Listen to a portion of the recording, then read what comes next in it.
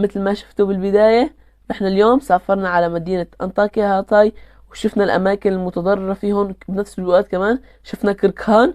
فمشان هيك قبل ما نبدأ المقطع لا تنسوا تصلوا على سيدنا محمد عليه أفضل الصلاة والسلام. أخيرا رح نوصل 200 متابع، فشدوا حالكم. أي واحد يشوف هذا المقطع حطوا متابعة مشان نوصل 1000 متابع قبل هذا الشهر.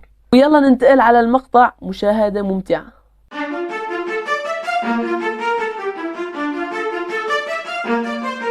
وطبعا هاي كانت بداية طلعتنا من مدينة نحن ساكنين فيها لمدينة أنطاكيا.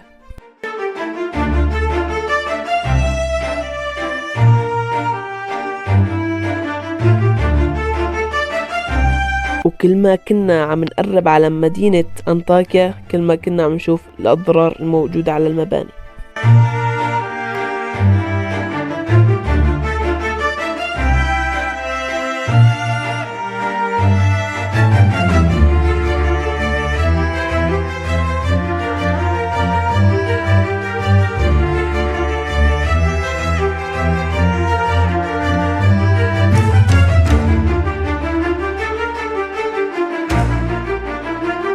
وهي كانت بداية دخلتنا على مدينة كركان، وحسبنا الله ونعم الوكيل على الدمار الموجود. جدران مكسرة، البيوت ما بينعاش فيها، يعني البيوت اللي مو نازلة على الأرض متضررة جدا.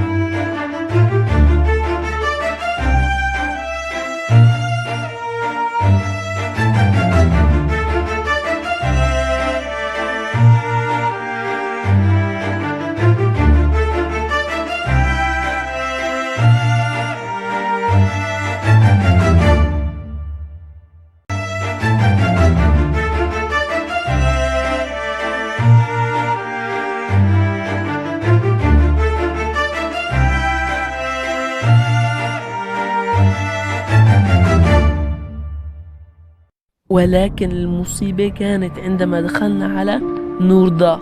كانت المدينة مدمرة رسميا. المدينة كانت مثل هدول المدن يلي كانوا بالأفلام، غير قابلة للعيش أبدا، وبتحسن بتشوف تفاصيل البيت بسبب الجدران المدمرة جوا البيوت.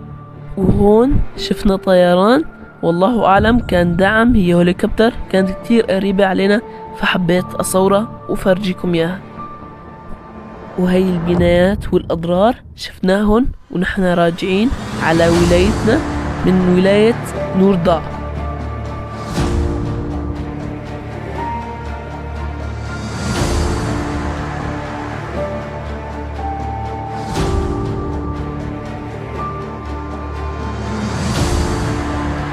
طبعا ما بنحسن منقول غير حسبنا الله ونعم الوكيل.